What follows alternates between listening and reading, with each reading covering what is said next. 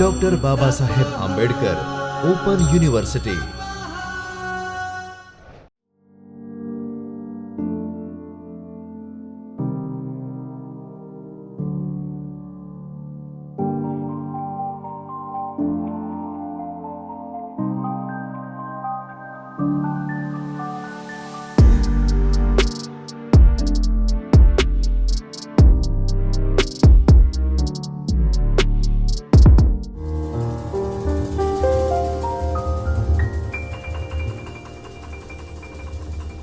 Namaskar dear students, I am Dr. Himanshu Patel, working as an assistant professor in School of Computer Science of Dr. Babasaheb Ambedkar Open University. I welcome you all to the course on cross-platform application development using Flutter. In today's session, we are going to learn state management with Flutter using RiverPod. So today we are exploring RiverPod, which is a modern, robust and flexible state management solution designed to overcome the limitations of Provide. Whether you are building a small app or an enterprise grade application, RiverPod offers the scalability, safety and testability you needed. So let us discuss learning objective of today's session. By the end of this session, you will be able to understand what RiverPod is and how it differs from Provider. You will learn the core concepts Provider, State and Ref. Build a Flutter app using Flutter_RiverPod package, apply best practices with RiverPod and identify situations where RiverPod is more suitable than other patterns. So let us understand what is RiverPod is. RiverPod is a reactive and type-safe state management library for Flutter. It was created by the same developer who made Provider but with improvements based on its limitations. RiverPod stands for Provider Rewritten. That is why its name is RiverPod. It gives you more flexibility, better error handling and works outside the widget tree, making it more powerful for unit testing, modularization and performance. Now why use RiverPod? So let's look at why RiverPod is gaining popularity. First, no build context needed to read or write state. Compile time safety with support. It works in pure Dart outside Flutter widgets. It simplified dependency injection and automatic disposal and memory safety. Now these features make RiverPod safer, more testable and more suitable for modern Flutter apps. Now let us understand core concepts in RiverPod. Here are the key building blocks in RiverPod. First is a provider. The simplest form returns a value, for example integer or string. Second is a state provider, which is used for mutable state, replaces set state. Third one is state notifier provider for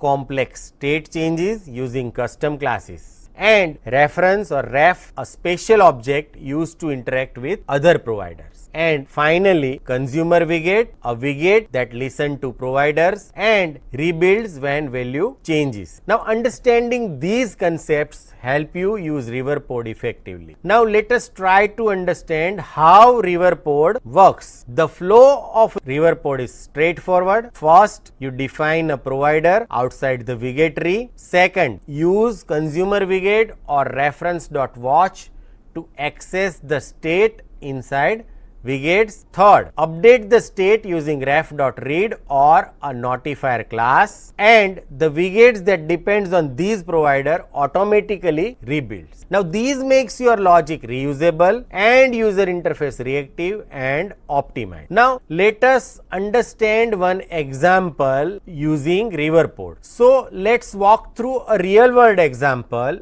a login app using RiverPod for state management. Now these includes three main files. First is a main.dart file, second is auth_provider.dart file, and third one is login underscore screen dot dot. Now let us understand these interface. So on screen you can see this is my initial screen where we need to type our username and password and we need to press this login button. So let us see how it works. User types username and password. Initially it is blank. Now we must type username or email and password and then we have to press login button. So here we have provided username, then password, and I have pressed login button. But since my credentials are not valid, it shows invalid credential, and whenever I type correct credentials, it shows home screen or login screen after delay of 2 seconds. So it displays login successful, and by clicking on logout we will safely return to our login screen. This architecture clearly separates the user interface, login screen, state logic, which is authentication underscore provider, and entry point, which is our main.dart file, which is a best practice in RiverPod. The login app demonstrates how RiverPod enables clean, testable, and reactive user interface with minimum boilerplate. So friends, for these demonstration, we will use RiverPod for state management. We know that this is our login screen, and here we have to provide username and password, and if it is not correct, it will display invalid credential. If it is correct, it will redirect me to the login successful screen, and I can press logout to come back to login screen. So let us understand how we will implement these using RiverPod package. So there are 3 files: auth underscore provider dot dart, exe4 underscore riverpod dot dart, which is our main file, and there is a login underscore screen dot dart file. So we will start with auth underscore provider dot dart file. So here very first line is a for import the RiverPod package for state management. So I write down import package colon flutter underscore RiverPod slash flutter underscore RiverPod dot dart. Then we must define some classes. So before that, here you can see we have authentication status. So here I declare enumerated type variable to define possible authentication state. The first is a idle, means there is no activity yet. For example, if nothing is typed by the user inside this login page, then it may be considered as idle, means no activity yet. Then there is a loading. When I type username and password and press login, it shows me progress for loading. So that is a loading state. So we can say login is in progress. Now suppose our credentials are correct, then it will considered as a success state, and there may be error while login. So it is considered login failed. So these are the authentication status. There are 4 status: idle, loading, success, or error. So this is enumeration type variable called auth status to define any possible state. Then we have one class called authentication state. So we have 2 variable inside this class. First is a auth status, which specifies current status of authentication process, means either idle, loading, success, or error, and there is a optional error message. For example, if login is failed, then we must display invalid credential. So this is a question mark indicates optional variable. So error message is for displaying error message. And this is my constructor where it takes 2 arguments. One is a by default status is idle and error message is blank. So this is a constructor, and here I define helper method to copy and modify the current status. So here I write down auth state return type, method name is copy with, and it has a 2 argument. First is the authentication status and another is error message. So it returns authentication status based on status. So whatever status is there, it returns, and whatever error message is there, it returns. So this is a helper method to copy and modify current status. So we have one enumerated variable called auth status and one class which is a define the structure of authentication state. Now here we define global RiverPod provider that expose the authentication notifier class. So here I declare authentication provider is equal to state notifier provider of type authentication notifier that we are going to discuss soon, and it is of type authentication state. So it returns instance of authentication notifier. So this is a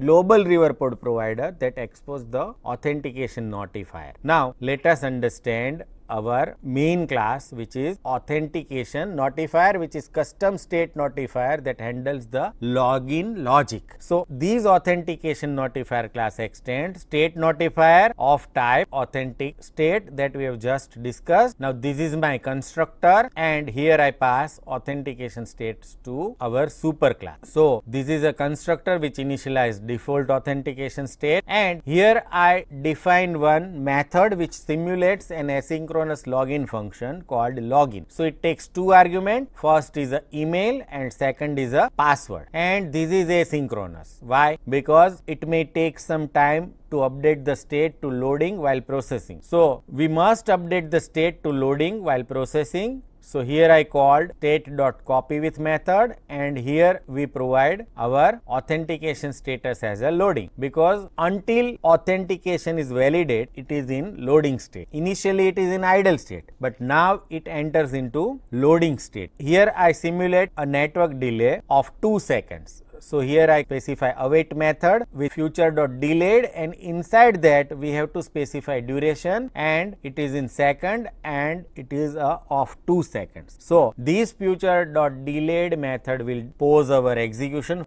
for 2 seconds. Then we use hard coded email and password to validate our login. So mock login condition are provided to check if credential match. So email should be these and password should be these. Now suppose both are correct, then it is considered successful. So if successful, we must update state to success. So here I again call copyWith method and update status to success. Now in case there is a mismatch, it is considered as a error state. So inside else I write down state.copyWith and I provide authentication state as a error, and error message is invalid credential, which is displayed here. This is network of delay of 2 seconds, and then it displays invalid credential because it is in error state. So this is how our authentication notifier manage different states during login process, and this is a reset function. So here state is initialized to authentication state constructor, which again set these to ideal. So this is how my authentication provider will work. Now next we want to understand login screen.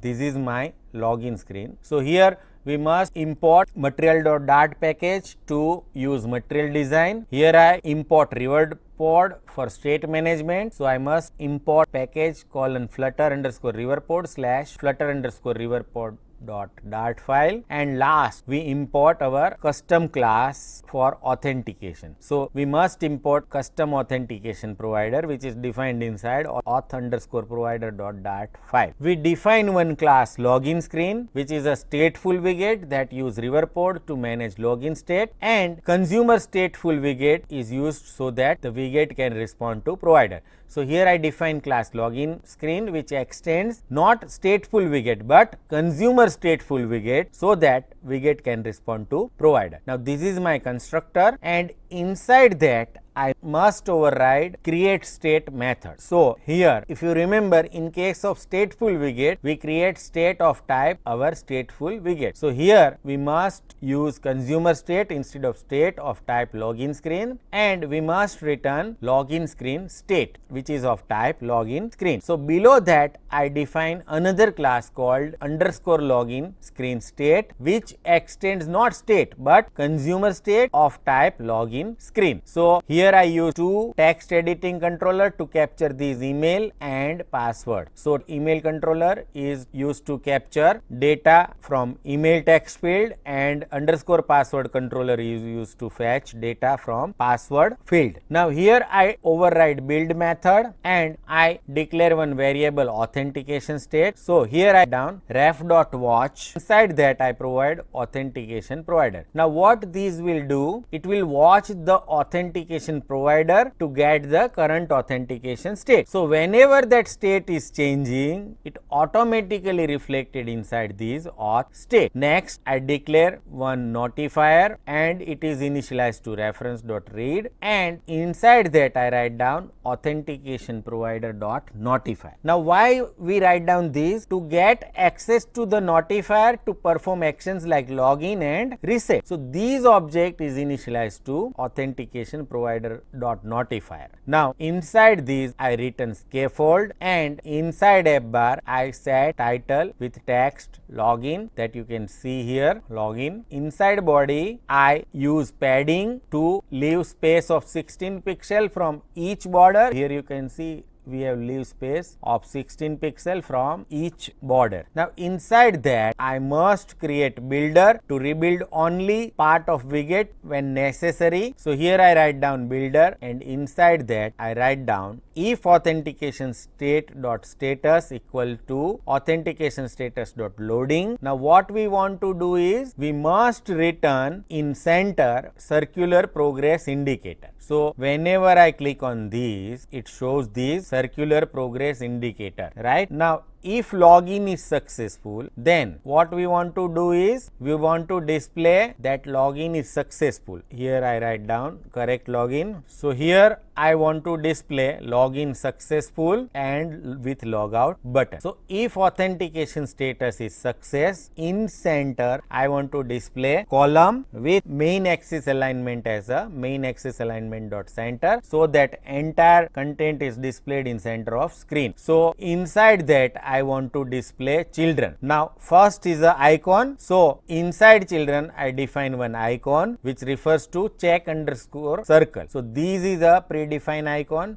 called check underscore circle, and its size is 60 pixel and its color is green. After that we must leave some space between icon and text. So here I use size box with height 20 pixel. So there is a 20 pixel gap between these two, and inside that I define one text with message login successful. So here I write down text login successful, and its font size is 22. So you can see there is a large font size for text, and after that I want to display one elevated button with text logout. So here you can see my child is text with text logout, and when this logout button is pressed I must reset my states to idle. So when I click on this logout I must call authentication notifier dot reset method, which is defined here, so that my state is initialized to ideal. So this is my default login form user interface. This will display when status is idle or error. In case of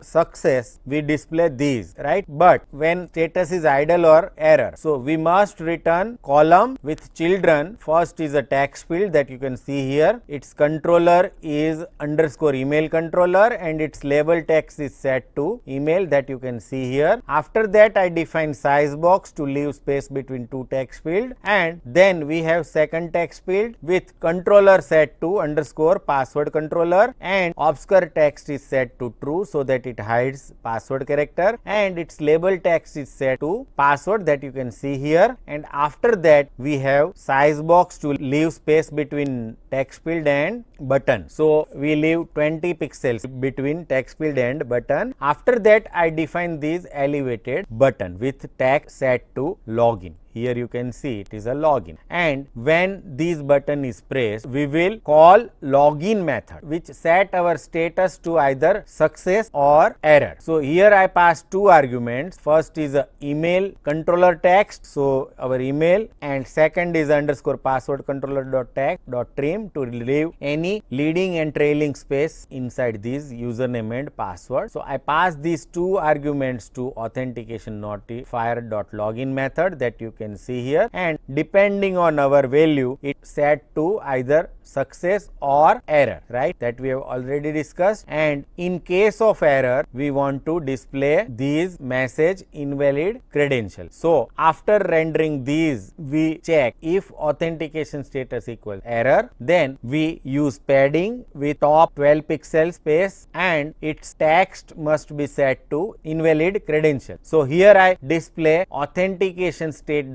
error message, and a text style is set to color red. So this is how my login screen will work. Now we must write down main method. So here I define my main method, but inside that I must import this material.dart file, flutter_riverpod.dart file, and our login screen, which is defined inside login_screen.dart file. Now here I define main method. Inside that I call run app method, and inside that I use provider scope so that wrap the app with provider scope, which is required for using RiverPod. So inside these I define one child, which is a my app widget. So below main I define that my app class, which extend stateless widgets. This is my constructor, and inside build method I return material app with title set to RiverPod login demo, and inside home I set my login screen that you can see here, and my debug show check mode banner is set to false, so you will not see debug banner here on top right corner, right? So this is my main file which displays this login screen. So I hope you understand how RiverPod work for state management in Flutter.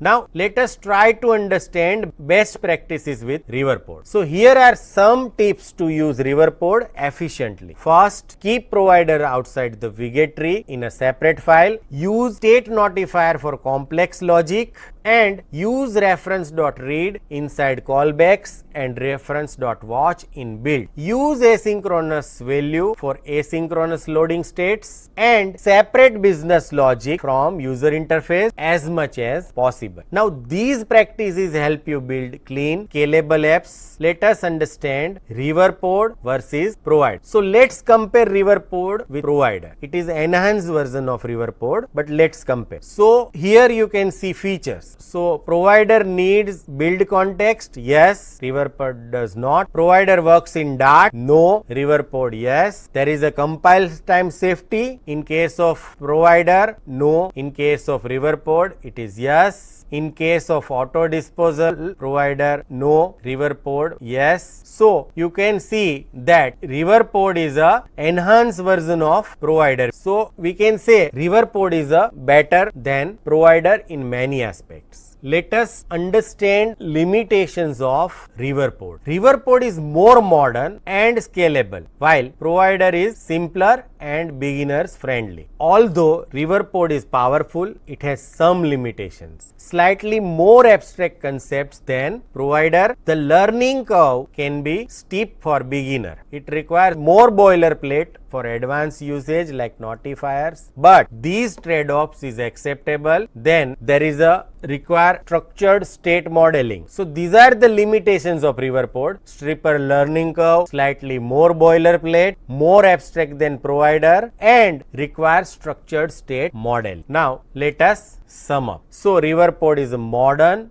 reactive, and scalable alternative to provider. It helps you manage state safely, write reusable business logic, build app with cleaner and testable code. You can start with small state provider, then move to state notifier provider for advanced use cases. I hope you enjoy this lecture. Thank you and happy coding with Flutter.